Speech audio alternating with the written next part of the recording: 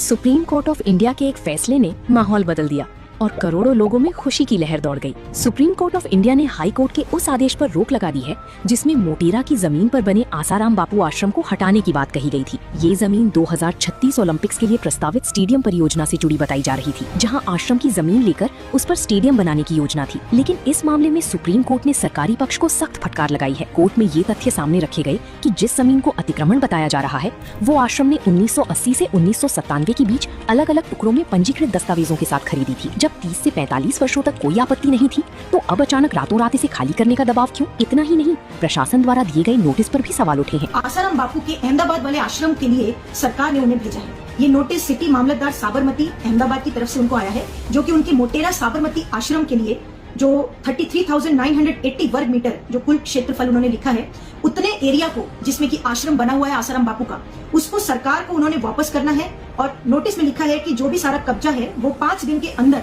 Notice receive होने के 5 दिन के अंदर कब्जा शासन को सौंपना है। अगर नहीं सौंपा तो कब्जा लेने के लिए सरकार उसमें आगे की कार्रवाई करेगी। इस तरह का नोटिस आया है अहमदाबाद मोटेरा के आश्रम को, जो कि आसाराम बापू का आश्रम है, कि अगर सरकार ये कह रही है कि ये अवैध कब्जा है तो इतने साल बाद, यानी कि करीब 1980-90 के समय में ये जमीन ली गई है आसाराम बापू के द्वारा और आश्रम भी कितने सालों से वहां पर बन चुका है, तो शासन या सरकार को इस समय इतने सालों बाद क्यों याद आया कि ये अवैध कब्जा है? और अगर अवैध कब्जा था तो इतने सालों से आपने क्यों नहीं एक्शन लिया था? सुप्रीम कोर्ट ने माना कि अधूरे नोटिस के आधार पर बिना स्पष्टीकरण का अवसर दिए ऐसी कार्रवाई उचित नहीं है। आश्रम पक्ष का कहना है कि ये भूमि उनके अधिकार में है और ये केवल एक स्थान नहीं बल्कि निस्वार्थ सेवा, धर्म और आध्यात्मिक ज्ञान का केंद्र है। इसी मुद्दे पर हाई कोर्ट ने फैसला दिया था, लेकिन अब सुप्रीम कोर्ट के स्थगन के बाद स्थिति फिलहाल बदल गई है। इस फैसले के बाद कई लोगों ने राहत और खुशी व्यक्त की है, क्योंकि उनके लिए ये स्थान गहरी आस्था से जुड़ा हुआ है। लेकिन एक बड़ा सवाल भी सामने आता है, क्या विकास और आध्यात्मिक स्थलों के बीच बेहतर संतुलन नहीं हो सकता?